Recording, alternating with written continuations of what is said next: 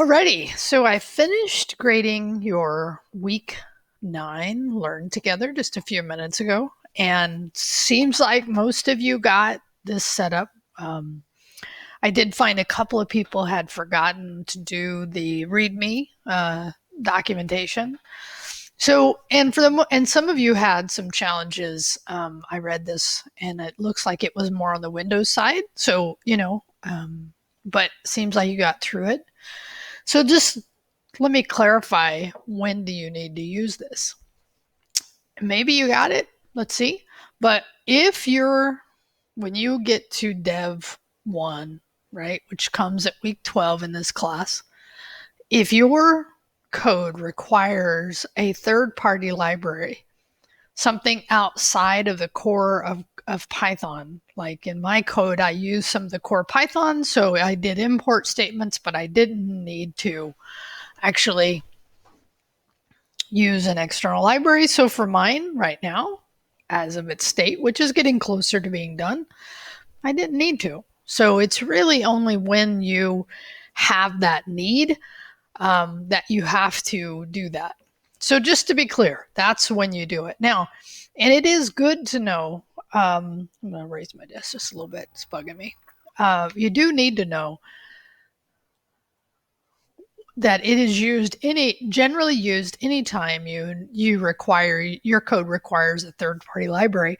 And I know Kelly made a comment that, more about like this felt like a more web development thing, but it's not. A lot of Python code, uses some kind of library. So to ask users to install that library on their systems without having it isolated, virtualized, not a good idea. And so the more and more you see of other people's code, you'll see this is a pretty standard now way of doing things. There are other ways of doing it. One thing, I did post an article on Discord about the importance of doing this. And one thing I realized when I was talking about it, I was talking about virtual env. And that actually is a name used more for the 2.0 version of this in Python, because this functionality, again, is built into Python itself. What I actually implemented was the venv, which is really the modern 3.0 version of Python. By the way, 3.9 Python came out just this week, I think. So, FYI. Okay, so as we move into week 10, we do regular expressions, and I have a video for the code long, and of course, Learn Together is ready. And by the way, just to let you know, I recorded yesterday. Was it yesterday? Day before? Week 11 Learn Together. So really, that means I'm ready to release all the way to Dev 1. Okay.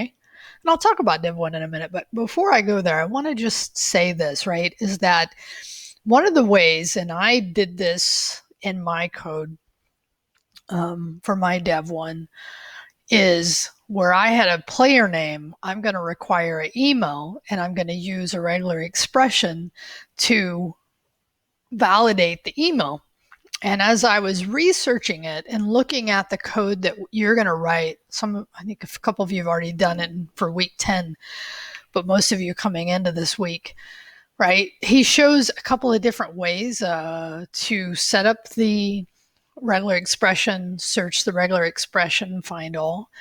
I saw another method, and I don't remember him doing this, and maybe I'm remiss, but this is what I've found to be helpful, and it's called which is you're importing which is regular expressions. And again, it's a core Python library, so you don't have to virtualize it. And then this showed the idea of a match. And so it was really easy for me to reason about the idea of a match. And also when I was looking at some examples, this is not an email one, but the idea of just doing W for alphanumeric characters sounds like the other one. So that's what I ended up implementing for mine. So let me just show you, just so you can kind of see an idea. So for mine, when the user plays, before they play, and I'm going to play with the way this is implemented, right? But our game uses email as your player name. So if I did just that, it'd be like, no, and I'm going to give a little better output here, but email is not valid. And that's just because it's hitting it against that idea. And just let me roll up and show you here, right? And again, this is just kind of a first draft, not my final code, but it at least works for now.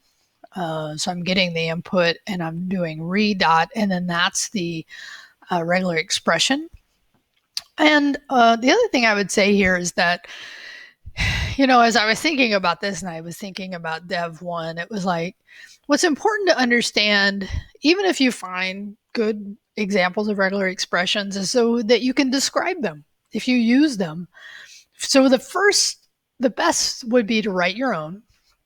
Okay, know how to write your own. And the second best still meets my requirements is if you use somebody else's, be able to describe it. So if you were looking at this, how would you describe this, right? So I'm actually probably going to leave that for a little bit later just because I have some other things I want to talk about. So that'd be the other way of doing this. And actually what I think I'll do in mine is actually put it in the documentation, which I think is a good way to go. Like, if I was looking at this, really, what does this mean? What is this regular expressions pattern doing? So anyway, that's how I did it. And I showed you, let me just move over to here and move back to here. And so in week 11, I actually showed you also how I handled files and how I wrote to a file and then read from the file to do summary data, a really important part of this Dev 1. So make sure if your program is going to do something outside of that, you need to be talking to me so that we make sure you're on a good path for Dev 1. But I think most of you, based on, at least, and by the way, in week 10, I give you an opportunity to think about this. So I'm kind of previewing what's coming up. So 2 things, and I'll let you go.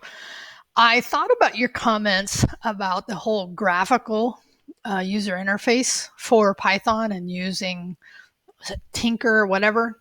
And so I think I figured out a way, because I think one of the comments I resonated with the most was like, I still want to finish out the Udemy course because there's some good content, web scraping, handling files, and then also email. So I think I figured out a way to do both. So here's what I'm thinking, just FYI, and I'll talk about debugging soon. I actually covered debugging when I went over my code for week 11.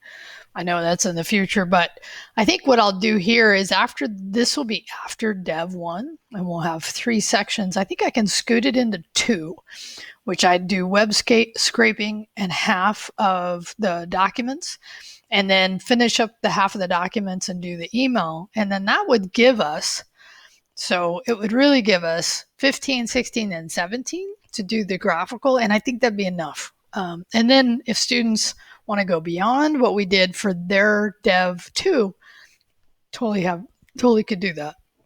So that's my plan as of right now, is to actually go ahead, have that other content kind of squish up a little bit, the content to finish out this course, because I do agree. I think it was Jonathan who made the comment. Maybe I'm wrong. Apologize, whoever it was. But was like, no, there's some good stuff here. Let's finish it up. Okay, my last comment on this is really about, and I haven't released this yet, so I'm just giving you the preview of the code review schedule for Dev 1. And it was a little more likely in my other class, but because you both, and meaning my JavaScript class, is I've set up this schedule to hopefully more clearly indicate, like the week that the dev is due, of course, you can sign up, right? And you'll have this. I'll probably release this at the end of week 11, maybe end of week 10, I'll see. And then, which by the way, all this means is it's my office hours and you can sign up to reserve those sections, right? But the clear distinction I want to say here is that the reason I've color coded them was so that you can see, based on this, is before the due date, you can change code. Meaning, if you come into a code review session or assistance, of course. By the way, let me just finish that thought and I'll come back. So if you come in for a code review session and you have some issues with your code, you can fix it if you come in and see me during that week. If you come in for assistance, you can still change your code, but you still need to do a code review, okay? So just to be clear, so if you're submitting that night or really that morning, and this is, you can see this is at the end of October, right? I've done this in red maybe to kind of highlight this, but after the code review, code cannot be changed. It's graded as is, okay? All right, so I know I've covered quite a few things here. I've just briefly shown you my outcomes of implementing the regular expressions. And again, you're going to see a little more as we move forward. I don't think in week 10's Learn Together I had done as much work as I have done now. I'm actually, I think, only 2 items left for me to finish my Dev 1, which I'm excited about. But I've shown you at least my implementation of regular expressions using the regular expression.match method. So, and I've talked about how the final, after Dev 1 into Dev 2, how we're going to handle the content remaining in the course, and then the content I want to add for the graphical user interface. So I think that's quite a bit, right? So maybe too much. I don't know. Anyway, any questions about any of this? Any clarification you'd like to have? Otherwise, I hope you have a great weekend. It is beautiful in California right now. There are still, unfortunately, fires raging up a little higher in the state. Devastating still for everyone, and still people affected by so many areas. It looks like Fresno is trying to open back up, which is, let's hope we can open up and not see a spike in our COVID cases. We'll see. We're all trying to figure it out as we go, unfortunately, or fortunately. I'm not sure which. Have a great week. Have a great weekend, and then I will see you soon. Peace.